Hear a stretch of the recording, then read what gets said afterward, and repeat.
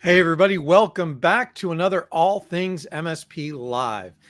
Now, if you saw the original post for tonight's show, you probably saw that we were going to do a show on preparing your help desk to support AI.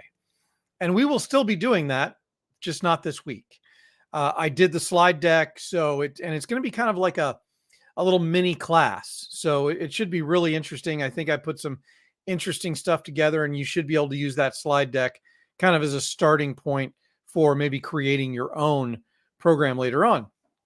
But tonight, we're actually going to be talking about the Screenconnect vulnerability, kind of what it means, what you should be preparing for, what you should be doing. And of course, I'm not the cybersecurity expert. So I brought Matt Lee on tonight. He was gracious enough with his time to help us, kind of walk through this. And also, we're going to spend a little bit of time talking about, not just specifically this, but also, what this means in general, what we should be doing on a day-to-day basis to prevent this or to be looking for this. And yeah, I don't know, the cats are screaming at each other, but that's what we do with this live stream on Wednesday nights. Anyway, do have a couple of sponsors for tonight. So we have Super Ops. They've got some new network monitoring stuff out, and they say bid farewell to disjointed systems with Super Ops network monitoring, effortlessly deployable and capable of monitoring metrics by asset type. Our unified platform seamlessly integrates with PSA, RMM, and IT documentation. Managers can now easily scan for devices through a custom subnet and receive consolidated alerts, ensuring efficient network operations. For more information, go to atmsp.link/superops. And then from MoveBot, data migrations are complex and irritating. Yeah, they are. Creating days of frustration from setup to cutover. MoveBot was built from the ground up to fix that. MoveBot is the simplest, fastest tool for moving files and emails there is. Fully hosted with no infrastructure, no virtual machines, none of that. Sign up, connect, scan, and you'll be moving data in minutes. Move data like a pro. Go to atmsp.link/MoveBot. And then for any of you who didn't know, Eureka Process is now a Gozinta company. Eureka Process, the consulting team is focused on streamlining your MSP, is now part of Gozinta, the SaaS company focused on empathy and getting stuff done quickly and correctly. What does that mean? First, Gozinta Mobius customers will get even better customer support for their products. The Eureka team will be looking at ways to deliver better customer support and give their thoughts on how to make our products even better. It also means that you can come to Gozinta for more of your consulting needs for when you want to own a business, not be owned by your business. Process Consulting will give you the freedom you need. Find out more at atmsp.link/Eureka. All right. Well, and I managed to use up almost all of the pre-show time. So let me go ahead and bring up Mr. Matt Lee. How are you, sir? Man, I'm great. How are you, sir? If life were any better, I don't know. I think I'd be in trouble. Oh, we weren't supposed to lie to each other. No, I'm stressed. I have 4 presentations I haven't prepared. I've got one of them emailing me as we speak. If they're watching, they know who they are. I'm sorry. Right. And been dealing with a lot of this stuff and trying to track kind of a little bit of where we are from an update perspective. I grabbed a sampling of 1,000 machines, Eric, and been just kind of trying to watch of those 1,000 machines, which came down to about 440 or so online of the 1,000 out of Shodan. Are they getting updated? Right. And I think we're up to 82 now of those 445 that I'm monitoring are updated at this point, and the rest of them are not. So yeah, it's been a week, if I'm honest. Yeah, I'm sure. So in case people haven't heard, I mean, I know you and I are kind of in the same groups, and this has been very, live for the past 24, 36 hours, maybe a little bit more. Something like that. 36 hours. Yeah, I think something to that nature. What exactly is happening? Yeah, at the shortest of it, if you are in the subset of humans that have a self-hosted Screenconnect instance. We'll focus on that for now, right? A self-hosted Screenconnect instance that you are using to serve your clients or your own company if you are an internal person. It needs to be patched. And this is no different than any time Palo Alto has a major problem or someone else does, with one distinct delineation. You are hosting access to X number of machines, 100, 1,000. In my case, we had 20,000, right? And so as you think about that, you're an aggregator of access to that. So what is the what? Right now, the things that are known is there's a remote code execution path, an RCE that's been focused on and talked about, that includes a fairly trivial bypass of authentication methodology that allows me to become an administrator on that server, potentially lock you out as an administrator on that server or others out as an administrator on that server. And then to varying degrees, either go towards a path of being a remote code execution on the local machine, which is probably not the most valuable path, or the most valuable path, which is using Screenconnect itself as a methodology of delivery of ransomware or other malicious things, beacons, whatever it may be for initial access, however it may be designated. So I think that's the what is. If you patched already, great, you're fine. If you have not patched, you should not be watching this. Take your time, move that to the other window, and go patch your Screenconnect server, right? Like this needs to happen right now. Right meow. That's the So what, I suppose. it seems like the communication around this has been pretty good. Is that correct? Yeah. Heck yeah. I think ConnectWise has done a great job of patching, of taking preventative measures on their own systems, right? And their own farm of these, right? You already had that. You have high participation from Patrick Beggs talking about it. I know he's been working with the community in some of the same circles you and I run in, right? To actually talk about this. Is this a problem? What are our thoughts? And there's always a struggle, right? Because the minute we get up here and do what we're doing some damage, Eric. Right. And the point is that we're making our adversaries more aware of what the capabilities and value and risk is here, right, for us, because we're reacting like we are, because it is such a big deal. And yet on the other side of it, we're trying to educate whoever might be watching, like Peter from Australia or Keith Nelson, to make sure that they know there's something that's really meaningful about this one. The trivial nature of this bypass means that as soon as a proof of code execution is out there, it takes only as dumb of a script kiddie as me and Jason Slagle to be able to go and take that and then extract that into finding the vulnerable servers and using them at some level of scale. So I don't want to be the sky is falling person, but yes, to your question, I do think that the communication has been really good from ConnectWise on this, in my opinion. Personally. Yeah. And we probably should have tried to have Jason on too, but so that he could defend himself. Okay. Yeah, fair. Oh, about being not the smartest scripter. Yeah, he's actually way better than me. So I think I'm dragging down the average of those two humans in that regard for sure. That's okay, because we're all friends here, right? Yeah, for sure. So what are some of the things that are the indicators of compromise that people could be looking for? Because obviously patch first, but then you need to be looking to see if anybody had already gotten in before you patched. It's being updated all the time. I don't want to try to oversay exactly what it is. They have a few IPs that they've found of people that might be exploiting this in the wild. They have some behavior that includes some file modification in root directories that you're going to want to look at and such. So ConnectWise has that already out on their guidance. Go look at their security bulletin. You can find it quite easily, or we can get it linked down below for you there, Eric, at some point. But basically, just go look at the security bulletin. It has those IOCs directly on it. That's, again, back to your point. I think they're doing such a good job at the communication. This is on their main page. If you go search for ConnectWise vulnerability and ConnectWise's webpage, you'll see it right there with that information. What do people behavior notice that's pretty good? One of the early behaviors that I saw, at least as we were talking about this anecdotally, was when they do that, you're probably locked out of your server because they have supplanted the existing user chain that's there, at least in some early anecdotes. So we've heard people saying, yeah, I was locked out. I had to deal with this. You saw one in Reddit not too long ago where someone said, hey, I did have this compromise. And even last night's in our live stream with Tom Lawrence and Jason Slagle, somebody popped in and said, yeah, I had this user.xml file, I think is the one. Don't quote me. That's why I didn't want to be wrong. I'm not living in the day-to-day IOCs part of it. But anyways, ultimately, it is really patch and then look for those IOCs that ConnectWise has placed if you are self-hosting, just to assure yourself that you have looked for the type of behavior that would indicate those compromises happened, if that makes sense. Okay, yeah. So now, the major one is you would be locked out.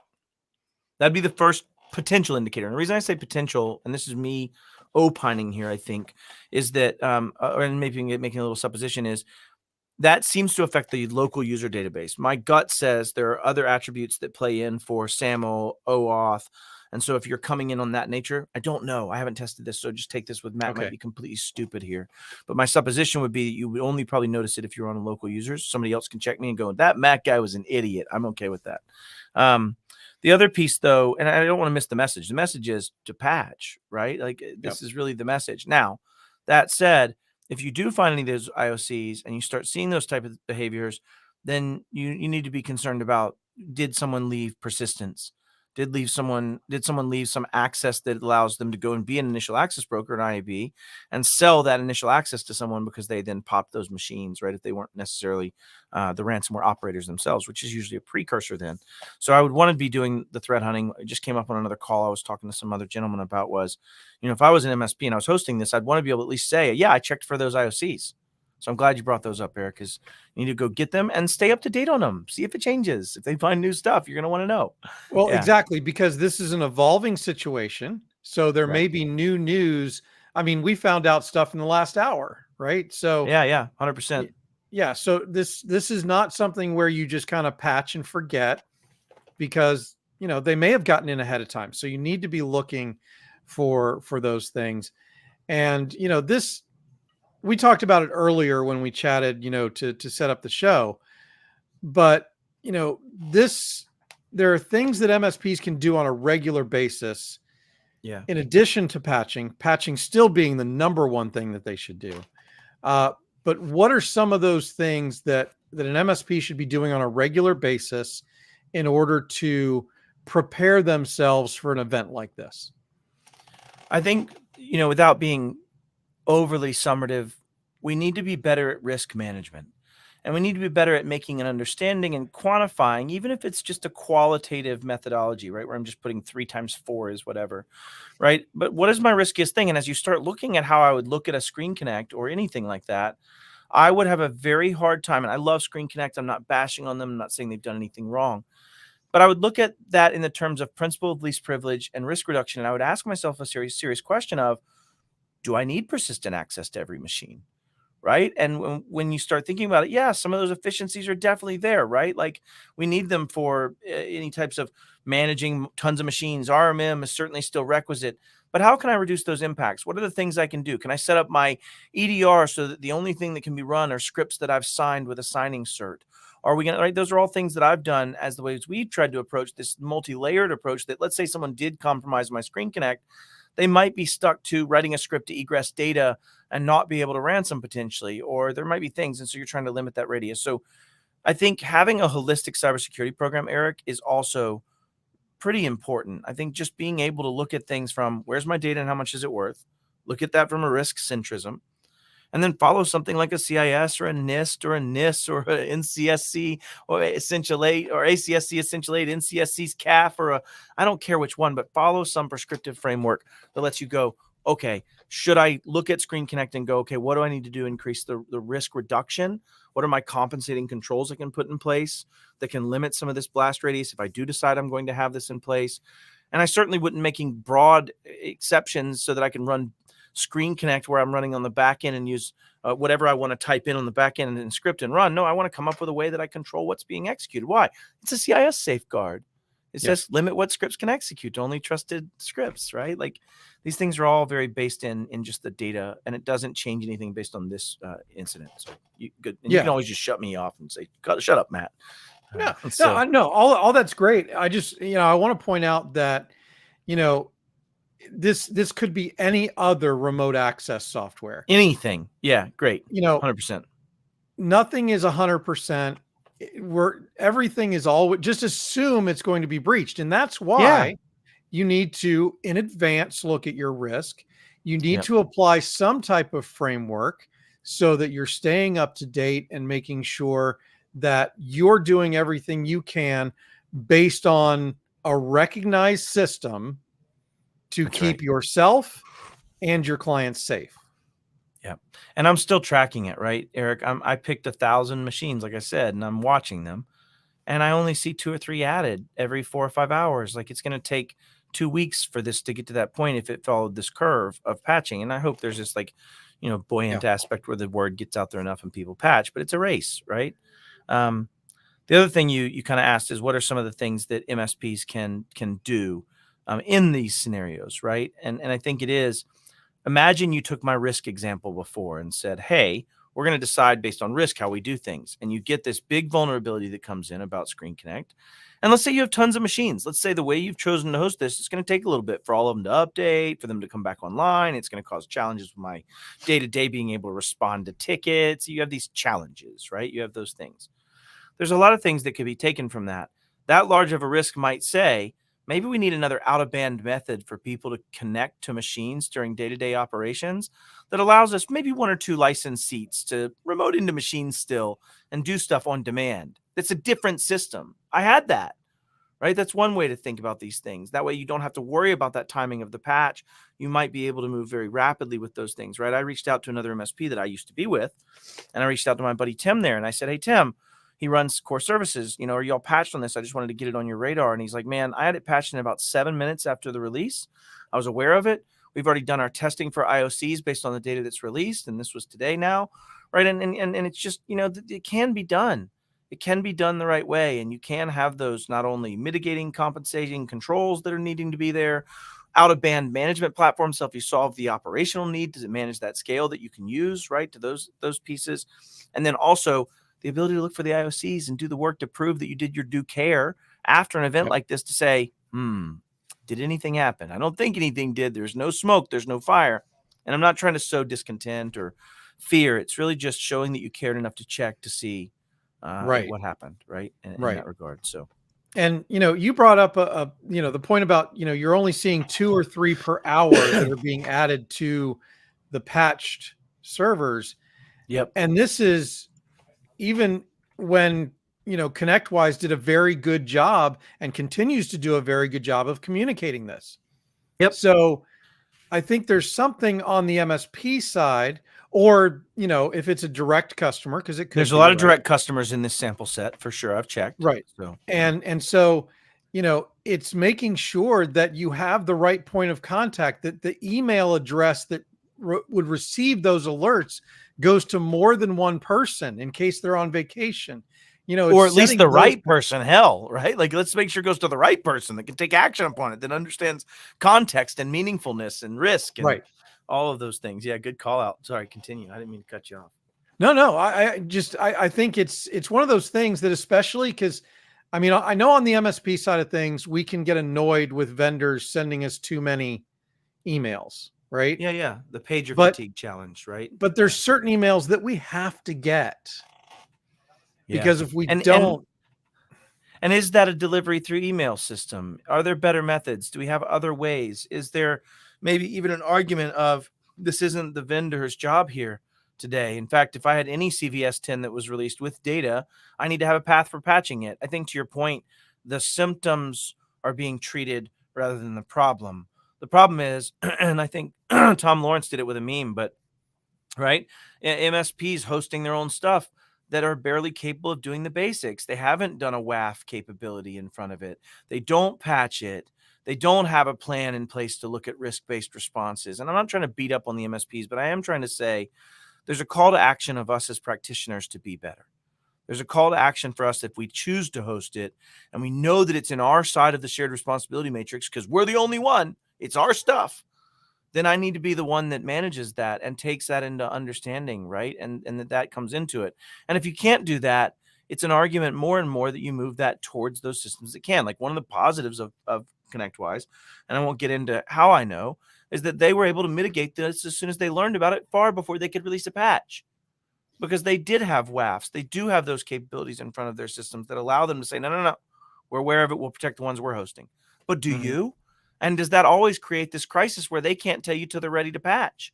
That's not just a them problem. That's a Kaseya problem. That's the same way it's played out for others, right, in this world. And I'm not trying to point any fingers or throw any shade. But there's always this crisis of self-managed software that then puts a position where companies can't just act in your best interest. I'm not saying they always do. I'm not making benevolent company argument, but you know what I mean? Yeah. However, and that brings me to something that I've seen a lot of lately, where I'm seeing this turn back towards on-prem or self-hosted as a viable solution. Yeah, I just had this And argument yesterday with a gentleman. It's very brilliant, but yeah, go, brother. I think I know where you're going. well, I don't know. For me, when I was a small MSP, that would have been too much of a burden on me to maintain all of those self-hosted systems. But we weren't. Like, if I'm really honest about it, I have literally had a day where we went to this one awesome Chinese place, and our head admin, our service lead, caused a problem in the restroom that happened to have caused a problem near my server room that happened to have taken out all of my server room floor, to which we had to move servers out. I'm not going to say what was happening, but you could make some guesses. And so we had to deal with that. We literally hosted it internally. And did we deal with the patching? Were we responsible? No, absolutely not. I sucked. I'm going to tell on myself, Eric. I didn't take it really to the understanding of what's responsible and what really has to happen. Not only do I have to patch, I have to deal with the hardware. I have to deal with the physical protection. I have to deal with the redundancy. I have to deal with the uptime. I have to deal with all those things, let alone the other side of it. So I think, Yeah. you also get in this unfortunate burden that I believe there is an inherent benefit, if done right, of SaaS, because a SaaS company could be made aware of a vulnerability in Control 16, right? NCIS, you're all talking about secure application design. You're talking about that in 16.3 and 16.4, 16.5. And so as you start talking about those things, I could be made aware of it and then take action and protect millions before I could ever chase down a million installs that are literally running between, let's see, version 19, 19.1, 19.3, 23, 6.7, 6.5. I've got a couple of people that are using Nginx, so they're at least doing some proxying and potentially WAF in between my experience. So the only thing I self-host is my own my Hoodoo, right, from Job Technologies, and that might be JOB. I apologize if it's not. Add a Synology for offsite backups. Everything else in the vendor, good or bad.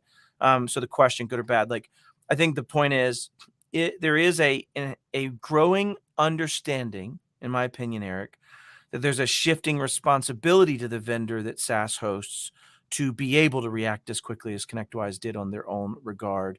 And then you're starting to see this SRM, right? I saw you smile earlier when I talked about a shared responsibility matrix, because that's where we're heading with this and this understanding. And so I think, to your question, JOB Technologies, about this, am I using vendors and everything else I don't self-host, right? Like, that's you saying I'm willing to let them take that responsibility. Now, have they accepted it is a different question that I'm not willing to say is solved today. And is part of the challenge of our world.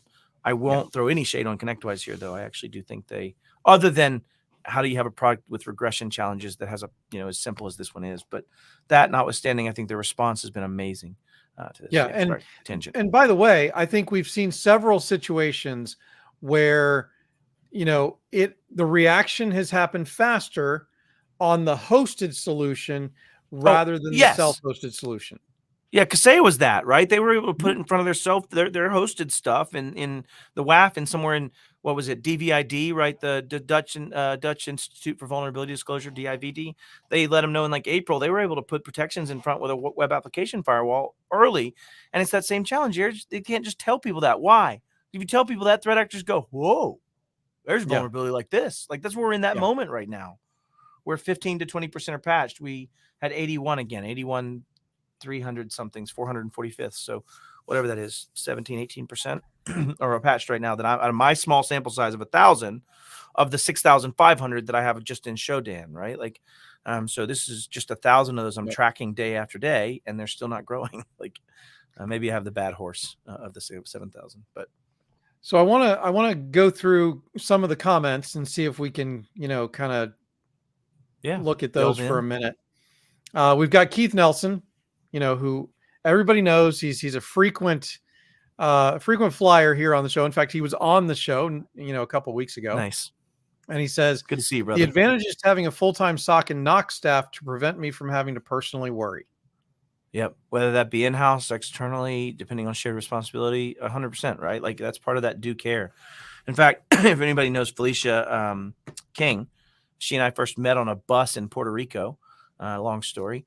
But and we got into an argument about very much this. She said MSPs that are advertising their 24/7 that don't have SOC responding and they're just taking tickets are not 24/7. I'm like, straight up, Like, yep, Yep. I didn't agree then, but I agree now. But now as you take that to a security extensibility, if you're saying you're managing it, are you qualified? And do you have the round the clock support to be able to do it? If not, are you making that very clear in your SLAs? Are you making that very clear in your MSAs? Are you making that very clear in your shared responsibility, SRMs? There's a lot of letters we use, aren't there, Eric, right? SRM, There's a lot of acronyms. We need a service level manual. agreement. Yeah. There's like a billion of them. All right, continue. Sorry. No, it's, I think this stuff is worth talking about. And I think it's too easy to have an outsourced SOC today. Yeah, true story. There's no There's really no excuse excuse, anymore. at least in MDR, right? Somebody that's going to dig in and look at it, right? You had Right. both Huntress and Blackpoint already talking about we're looking for IOCs, we're trying to find, like, they're doing some of those threat hunting activities that you may not have the people in-house to do. Right. So good call out. Yeah, it's just too hard not to have an MDR or a SOCAS, SOC as a service type play. And I think that's even one as of the an things end customer. Yeah, sorry, go. I was just going to say, I think that's one of the things that's changed about our business, right? We used to be able to handle everything ourselves. Now there's this thing that we can't handle by ourselves in a probably less than 10-man operation. Yeah. Yeah, for sure. Like you couldn't round the clock it with less than that. I was asking a buddy of mine standing up a MDR product at one of our major vendors. And so how many people do you need to even just do this? He's like, I need 12. He said, just to meet my round the clock, I need 12 humans, and account for sick days, to account for people being out, to account for management of those things, at scalability, to have repeatable, reliable 24/7 coverage of an analyst level 1 and analyst level 2. I need 12. And I'm like, wow, that's fair. That's a lot. That's a high burden of cost at, $250,000 to 100,000 to $250,000, maybe even less, some of them depending, but not by much. So yeah. Anyways, good point. What else we got? So I have third-party admins that have Screenconnect on some workstation specialist software. Okay, admins out there in the world, you're going to punch me in the face. I don't know if the version is exposed in the Screenconnect client software. If that is the case, and you can confirm that the version is above the 23.9.8.8811, I think is the version. Somebody double check me if I'm right. Like, give me like a star, but if I'm wrong, like, just make fun of me. It's okay. But I think it's that. If it doesn't have the version in it, I think this is where admins may hate me. I would rather you see something, say something as a consumer and say, hey, I'm using Screenconnect. I saw there's big news about this. They're going to hate you. They're going to hate me for saying it. But if you look at CIS, that's actually one of the safeguards. Train your users how to recognize and confirm that patches are applied. Why? Because as everybody tries to say, users are your single biggest failure point. They're also your single biggest ally. They're the ones that actually get it right 99% of the time. We only ever talk about the one that gets popped in the head. We don't talk about the 99 that don't get popped in the head, that do the right thing and ignore the phishing email. So I think say something would be my answer to that question. Awesome. So Keith says, the business of IT is risk versus reward, knowing the business well enough to help our clients scale support. Yeah.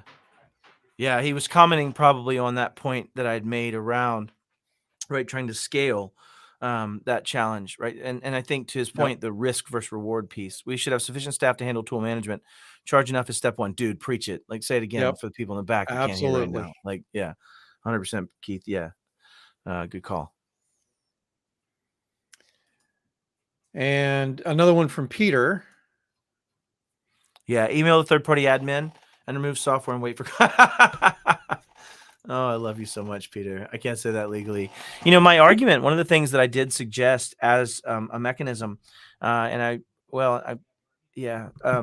be that if you have some mechanism as a vendor to actually find where people aren't upgrading and force them to do the holler method, right? Like I turn something off, see who hollers, and then I'll find that person when they weren't the one calling me, right? You ever done that when you're chasing down one user to do their something, and then you're like, smoke test, we're just gonna turn, oh, see, I told you didn't do what I asked y'all to do. Now it ain't what, that kind of capability. So, yeah, anyways, 2 strategies: email the third-party admin and remove the software, wait for complaints, create that kind of gap that's there.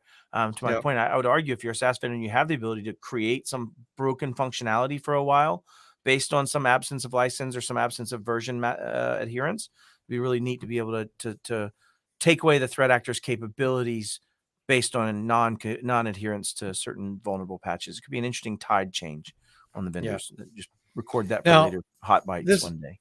This next one is a little controversial. Okay. Is there a way to know if my competitors are ConnectWise customers? Come on, bro. I'm debating if I reach out or not to make sure they're good. Now, I Yeah. think Uh, this is kind of the right attitude because sure. he's actually trying to help, Oh, I totally get it. right? I will just tell you, if you're gonna go down that path, go. I cut you off. You go. You had a point. I mean, the other attitude here could have been, I'm doing it to throw Ambulance shade and chasing. try and steal Yeah, yeah, customers. yeah. To ambulance chase, right? Yeah, to But that that's, point. my problem with that is we live in such an abundance industry. Yeah, Nobody needs yeah. to be Agreed. stealing Nobody needs customers. to be that way. But And since that's that's not not the what, way it was meant, let's right. talk That's about not the way it this. was meant. Is there a way to know? Yeah, I actually have a Shodan search that I can search by state. And so I actually looked at one of the states I live in, and I was able to find people that were my former competitors that I had. And some of them I was able to reach out to and say, hey, you need to deal with this, right? Some of them I didn't have a path. And Tom Lawrence and Jason Slagle have been doing a ton of this notification, and it's usually met with, I don't care. I don't know you. What are you trying to sell me? What are you trying to do to me? And it's weird because there's this postural resistance to that reach out. And maybe I'm lamenting here, Eric, but I don't ever get rewarded for reaching out. I only ever get threatened to be sued. I only ever get threatened for law enforcement to come meet me. I've only ever had negative. Now Tom, I think he said, and I don't think it's changed since then, but a couple hours ago he said he had one that was like awesome, totally setting that. I'm dealing with it right now. I'm patching it. Thank you so much. But that's not the normal. And I think that Yeah. I just want to prep you for it. If you're going to do it because you love, and do it because you want to change this world, and do it because you want to protect others, but don't do it for any financial reasons. And even if you do it for those that you love, you'll probably get punched in the face, just as a straight answer on that, in my opinion. So, Yeah. but do it. And by the Still way, do I it. feel like I should bring this up, and JOB Good. Technology says, don't worry, I'm not that guy. I have a great Yeah, relationship with good. the other MSPs. Good. Some of them I don't know what's in their stack. And Yeah. I If you think, give me your state, I guess I would be glad. I'm in weird territory. No, I won't say. yeah, You can do it. You can go find out yeah, what your competitors are you can using figure out how to do it. vis-a-vis It's not, many it's, ways. Many yeah. ways. Yeah, yeah, yeah. Um, but I also want to kind of footnote this with, this is why we have community, right? This is why we go to shows. This is Yeah. why, Matt comes on here and does this for me, Well, that's because I love because, you, Eric, and you're fighting the good fight. I mean, that's the main reason, right?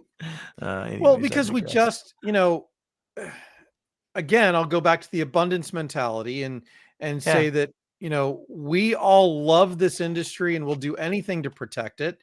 And that means working with our competitors to make everything better, not Amen. just holding it for ourselves. Yeah, if you had reached out to me and said, "Hey, I saw this," I would take it well. And if you have that relationship with your competitors, you might just poke out and say, "Hey, just want to check in on you, Bob or Sally. I know there's this big Screenconnect thing. Don't even know if you use it. Use it as a reason to have the olive branch conversation. Like that's Yeah. fantastic." And um, I dream of a time where things are auto updated and you don't have many choices. And even though it might break things, there's some operational inefficiencies that are introduced or are offset by security realization, and some degree of the things that we owe it to our customers. It was, to do, right? Yep. So awesome. So, Matt, I did tell you that we would only go till, I half know. past Here we the are, hour. and I got to do the next thing and the next thing. So Yeah, yeah. and it's actually a good night for me to end a little bit early because I am going to be on Marvin B's live stream at 8 o'clock. Oh, Marvin's So that awesome. Cool. gives me a little bit of a break. Yeah, Marvin's actually been in the chat of this show tonight. So, Nice. thanks for that. And thanks to Keith, thanks to JOB Technologies, thanks to Peter Blakely, and everybody else who watched tonight. We truly appreciate it. Don't forget to, find Smash Marvin the B. button and such. Yeah, smash the buttons, do all the things, join the Yeah. Facebook group. It's facebook.com/groups/all things MSP. Yeah, something like that. Subscribe on YouTube and join the Patch, patch, conversation. patch. Patch, And patch, patch, and talk to people about patching. And if you get tired about doing it, you just eventually get like me and just get a Wilson volleyball that you can talk to from Henry Tim that I can talk to about cybersecurity when everybody else is done. So thanks for having me on. I'll see y'all later. Thanks, Eric. Good service. Thanks, Matt. Have a See you, great buddy. evening. All right, everybody. Thanks again for such a great session. Thank you to Matt for, taking the time out of his day to do this. Really appreciate it. And next week we'll be back with that course on, how to prepare your help desk for AI. I know we've kind of had a couple of shows over the last probably month and a half on that, but I think it's relevant. And, I think it's something that everybody needs to prepare not only themselves for, but also the people who work for them. So, once again, thanks very much for joining us tonight for All Things MSP Live. Check out the Facebook group, check out the podcasts, check out the live streams, do all the things. Just subscribe in all the places, join all the groups. And yeah, I'll see you in a few minutes over on Marvin B's live stream. Thanks.